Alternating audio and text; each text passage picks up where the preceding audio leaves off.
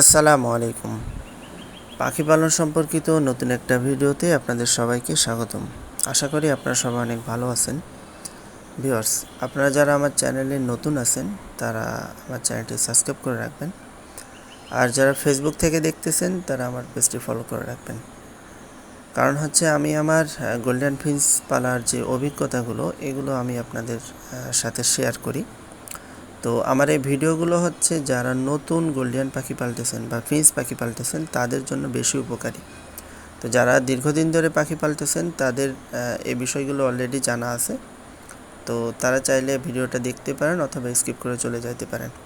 তো আমার মূল টার্গেট হচ্ছে যারা ফিঞ্চ পাখি নতুন নিছেন তাদেরকে এই বিষয়গুলো জানানো। আচ্ছা, গোল্ডেন ফিঞ্চ পাখি নিয়ে একটা গুরুত্বপূর্ণ গুজব আছে। মানে গুরুত্বপূর্ণ এর জন্য বলতেছি যে অধিকাংশ লোকজনই জানে যে গোল্ডেন ফিঞ্চ নাকি নিজের বাচ্চা নিজে খাওয়ায় না। তো আমি একটা ভিডিওতে বলছিলাম যে গোল্ডেন ফিঞ্চ পাখি কেন নিজের বাচ্চা নিজে খাওয়ায় না, এর গুরুত্বপূর্ণ কিছু তথ্য আছে যেগুলো তারা জানে না। তো এরপরের থেকে আমার ফেসবুকে হোক বা আমার এমনি ভিডিওর কমেন্টে হোক বা এমনি আমার হোয়াটসঅ্যাপে হোক অনেক লোকজন দেখি এসএমএস করতেছেন যে ভাই কিভাবে গোল্ডেন ফিঞ্চ নিজের বাচ্চা নিজে খাওয়াবে, মানে কি করলে গোল্ডেন ফিঞ্চ নিজের বাচ্চা নিজে খাওয়াবে এর একটা ভিডিও দেন। তো আসলে এই ভিডিওটা মানে আজকে যে ভিডিওটা আমি করতেছি এই এক ভিডিওতে আপনাদের বোঝানো সম্ভব না। কারণ এটা যদি আমি বোঝাতে চাই আমার মিনিমাম 1 ঘন্টা লাগবে। হ্যাঁ, কারণ হচ্ছে এটা আমি শুধু প্রসেসিং বলে দেব, আপনারা সেইভাবে করবেন হবে না। হ্যাঁ, তো এর জন্য আপনার এর আগে পরে কিছু আলোচনা আছে। তো আমি হয়তো এই বিষয়টা নিয়ে 2টা বা 3টা ভিডিও হবে। তো আপনারা এই ভিডিওগুলো একটু মনোযোগ দিয়ে দেখবেন, প্লাস ওই অনুপাতে কাজ করবেন। কারণ আপনি যদি শুধু ভিডিও দেখেন কিন্তু ওই অনুপাতে কাজ না করেন তাহলে হবে কি যে আমার মানে আমি এখানে যেগুলো বললাম এগুলো আমার বলাতে কোনো কাজে আসবে না।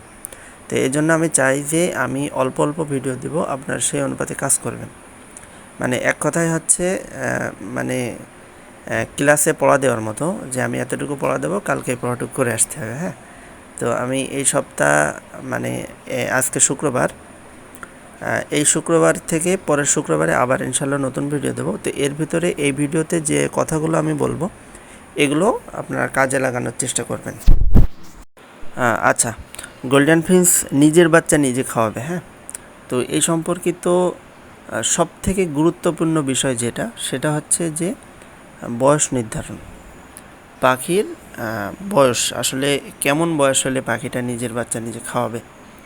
তো এটা হচ্ছে আমরা অধিকাংশ লোকজনই যেটা হচ্ছে সবথেকে বেশি ভুল করি, যে পাখিকে ফার্স্ট মল্টিংয়ের পরেই পাখিরে ব্রিডিংয়ে দিয়ে দিই। তো সাধারণত এখন বাংলাদেশে আবহাওয়ায় অনেক পাখি আছে যেগুলো হচ্ছে 4 থেকে 4.5 মাসে মল্টিং ক্লিয়ার করে ফেলে। ঠিক আছে, তো আমি এমনও দেখছি যে আমার নিজের ঘরের বাচ্চা তো 3.5 মাসে ওর মানে আধা মল্টিংয়ের বেশি হয়ে গেছে। তো আসলে 3.5 মাসের পাখি যখন মল্টিং শেষ করে, বা আপনার মল্টিং শেষ করতে সর্বোচ্চ 5 থেকে 5.5 মাস লাগুক, তো এই পাখিরে যদি আপনি ব্রিডিংয়ে দেন তো এ তো নিজের যত্ন নিজেই বোঝে না, তাই বাচ্চা খাওয়াবে কীভাবে? তাই তো। আর একটা বিষয়, আপনি মনে করেন যে পাখিকে 7 থেকে 8 মাসে ব্রিডিংয়ে দিলেন, আপনি দেখলেন যে পাখি নিজের বাচ্চা নিজে খাওয়াচ্ছে না, তো তখন আপনার করণীয় কী? তখন করতে হবে কি, পাখিরে আপনার মিনিমাম 1 বছর বয়সে ব্রিডিংয়ে দিতে হবে। ঠিক আছে, তো যে পাখিটা 5 মাসে মল্টিং শেষ করছে সেটারে যদি নিজের বাচ্চা নিজে খাওয়ানোর জন্য প্রস্তুত করতে চান, মিনিমাম 1 বছর, মানে পাখির বয়স নির্ধারণ করতে হবে যে মিনিমাম 1 বছর পাখির বয়স হতে হবে। 1 বছরের বেশি হলে ভালো, তবে 1 বছরের আগে পাখিরে ব্রিডিংয়ে দেওয়া যাবে না। প্লাস ছেলে মেয়ে এক খাঁচায় রাখা যাবে না। আপনি যদি ছেলে মেয়ে এক খাঁচায় রাখেন তো সেক্ষেত্রে হবে কি যে ওরা নিজেদের ভিতরে পেয়ার নিয়ে ওরা মেটিং ড্যান্স শুরু করবে। তো এই জন্য করতে হবে কি যে আপনারা যদি চান যে নিজের বাচ্চা নিজে খাওয়াবেন এরকম প্যারেন্টস তৈরি করবেন, তাহলে আপনার 1 বছরের আগে পাখিরে ব্রিডিংয়ে দেওয়া যাবে না, বা ওর ব্রিডিংয়ের মন মানসিকতাও নিয়ে আসা যাবে না। আর ভুলেও ব্রিডিং কোনো কোর্স করানো যাবে না। আপনি আপনার সাধারণ যে ভিটামিনগুলো আছে বা এক কথায় হচ্ছে পাখির সুস্থ রাখার জন্য যে মেডিসিনগুলো আছে এগুলো আপনি ব্যবহার করতে পারেন, কিন্তু পাখিরে ভুলেও ব্রিডিং কোনো কোর্স করানো যাবে না। আচ্ছা, মানে ব্রিডিং কোর্স করাতে আমি কী জন্য নিষেধ করি, প্রথমবার যদি পাখিকে আপনি ব্রিডিং কোর্স করায় ডিম পাড়ানো অভ্যাস করেন, তো এক্ষেত্রে কিন্তু পাখির ওই আপনার ডিম মানে ব্রিডিং কোর্স না করালে পাখি কিন্তু ডিম পারবে না, ঠিক আছে? তো এই অভ্যাসটা করানো যাবে না যে আপনার ওই ডিম পাড়ানো ওষুধ দিলে তারপরে পাখি ডিম পারবে। এটা আসলে পাখিরে এক প্রকার প্রেশার দিয়ে ডিম পাড়ানো হয়, ঠিক আছে? তো এই জন্য আমরা অন্ততপক্ষে প্রথমবার পাখিরে কোনো ব্রিডিং কোর্স করানোর দরকার নেই। আর আমি সাধারণত ব্রিডিং কোর্স করানোর পক্ষপাতী না। তো পাখির মন মানসিকতা, শরীর স্বাস্থ্য যদি ভালো থাকে তাহলে ও নিজে থেকেই ডিম পাড়বে। আসলে মেয়ে পাখিগুলোর কাজ হচ্ছে শুধু ডিম পাড়া, আর ছেলে পাখিগুলোর কাজ হচ্ছে ডিমে ব্লাড নিয়ে আসা। তো যদি কখনো দেখেন যে মেয়ে পাখি ডিম পাড়তেছে, ডিমের সাইজ, ভিতরে কুসুম সব কিছু ঠিক আছে, কিন্তু ডিমে ব্লাড আসতেছে না, তো এক্ষেত্রে আপনি ছেলে পাখিটার ট্রিটমেন্ট নেবেন, মেয়ে পাখির দরকার নেই। কারণ মেয়ে পাখির কাজ শুধু ডিম পাড়া, বেশি বেশি ডিম পাড়বে এরকম মেয়ে পাখিগুলো ভালো। আর যে ছেলে পাখি আপনার দেখেন যে প্যারেন্টস মানে একটা প্যারেন্টস করছেন কিন্তু ওইখানে ব্লাড আসতেছে না, ওইখানে আপনি ছেলে পাখিটা চেঞ্জ করেন, দেখবেন যে ওইখানে আবার ব্লাড আসবে। তো যাই হোক, আমি এক বিষয় থেকে আবার আরেক বিষয়ে চলে যাচ্ছি। তো মূল আমাদের আজকে ফোকাস হচ্ছে গোল্ডেন ফিন্স নিজের বাচ্চা নিজে খাওয়াবে এই বিষয়গুলো। তো এটা গেল হচ্ছে আপনার এক নম্বর একটা বিষয়, সবথেকে গুরুত্বপূর্ণ বিষয় সেটা হচ্ছে যে পাখির বয়স নির্ধারণ। তো আশা করি আপনারা বুঝতে পারছেন যে বয়স নির্ধারণটা কিভাবে করতে হবে। তো আপনারা যদি নিজের মানে আপনাদের ঘরের কোনো বাচ্চা হয় তো আপনারা এইভাবে, আমি যেভাবে বলতেছি আপনারা সেইভাবে করেন, দেখেন আল্লাহর রহমতে 99% আপনারা উপকৃত হবেন আমি যেভাবে বলতেছি, কারণ আমি নিজে এইভাবে করি। তো এই জন্য আমার যে কয় প্যারেন্টস পেয়ার আছে, মানে যে কয়টা আমার রানিং পেয়ার আছে, আমি চাইলে সবগুলোরই নিজের বাচ্চা নিজে খাওয়ানো প্যারেন্টস মানে করতে পারি, মানে চাইলে নিজের বাচ্চা নিজে করাতে পারি, আবার ফোস্টারও করতে পারি। আমি সাধারণত করি কি, 5টা ডিম পারলে গোল্ডেনের কাছে 2টা বা 3টা রাখি, বাকি 2টা ফোস্টার করি। তো এই আর কি বিষয়।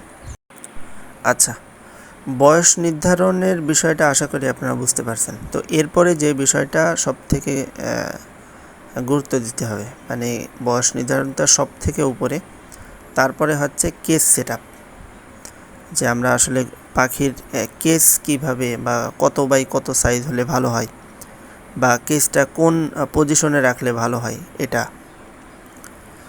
তো গোল্ডেন ফিন্সের কেস সেট আপের আদর্শ মাপ হচ্ছে 18x18, ঠিক আছে? স্কোয়ার ফিট সব দিকে 18, আপনি লম্বায় বলেন, সাইডে বলেন, চওড়ায় বলেন, যেদিকে বলেন সব দিকে 18 হলে ভালো।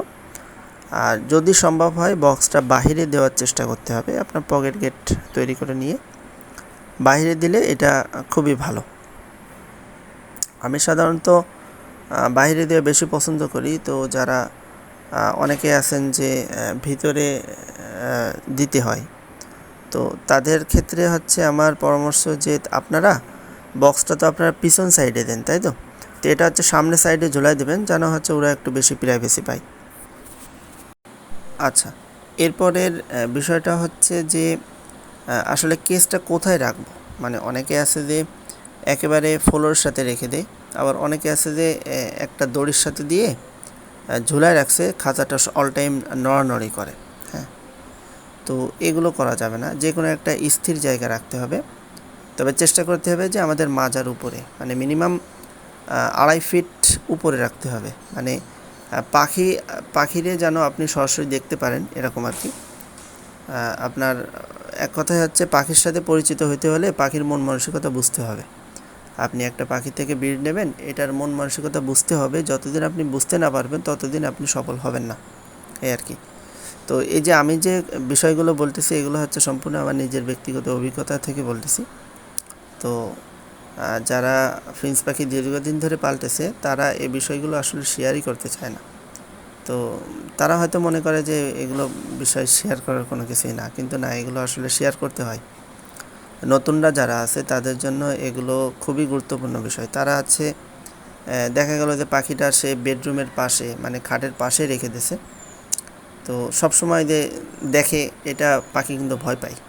তো আবার অনেকে আছে যে তাদের কাছে অন্যান্য বড় পাখি আছে, যে লাভবার্ড, ককাটেল, বাজরিকা এই টাইপের পাখি আছে, এর পাশে রেখে দিয়েছে। তো এটাও কিন্তু করা যাবে না, কারণ হচ্ছে আপনার পাখির মানে গোল্ডেন ফিন্স হোক বা অন্যান্য যে কোনো ফিন্স হোক, ফিন্সের পাশে ফিন্সই রাখতে হবে।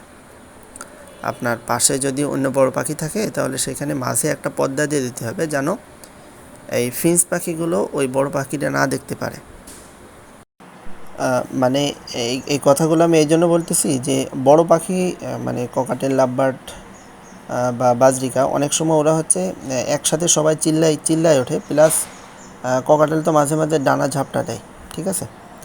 তো ডানা ঝাপটা দিলে তখন তো মোটামুটি ভালো একটা শব্দ হয়। তো এটা কিন্তু গোল্ডেন ফিন্স পাখি ভয় পায়, ঠিক আছে? তো একটা পাখি যখন দিনের ভিতরে 4-5 বার এরকম ভয় পাবে, বা পাশে একটা বড় পাখি আছে, ও সারাদিন ওই ছোটো পাখিরে মানে ঠুকানোর জন্য ও সবসময় হয়ে থাকবে। তো এরকম যদি হয় তাহলে তো পাখি ব্রিডিং মুডেই আসবে না, কারণ হচ্ছে ও সবসময় তো ভয়ে আছে, একটা আতঙ্কের ভিতরে আছে। তাহলে ও ডিম পাড়ার মুডে কিভাবে আসবে? তো পাখি ডিম পাড়ার মুডে কখন আসে? যে আপনার ওর মন মানসিকতা ভালো আছে, ও সুস্থ আছে, সব দিক থেকে ফিট আছে, পেয়ার কনফার্ম আছে, তো বক্স ইটি সব কিছুই ঠিকঠাক আছে, সে প্রাইভেসি পাচ্ছে, তখন সে ডিম পাড়ার মানে একটা আগ্রহ প্রকাশ করে। তো ও যদি সবসময় ভয়ে থাকে তাহলে ও কীভাবে ডিম পাড়বে? এই জন্য গোল্ডেন ফিন্স পাখির পাশে অন্যান্য কোনো বড় পাখি রাখা যাবে না। যদিও রাখেন তাহলে ওইখানে মাঝে একটা পর্দা দিয়ে দেবেন, যেন একে অপরকে না দেখতে পারে। তো আজকের ভিডিওটা এখানে শেষ করতে যাচ্ছি। তো আজকে যে বিষয়গুলো আলোচনা করলাম, এগুলো যদি কারো কোনো ত্রুটি থাকে এগুলো একটু সংশোধন করবেন।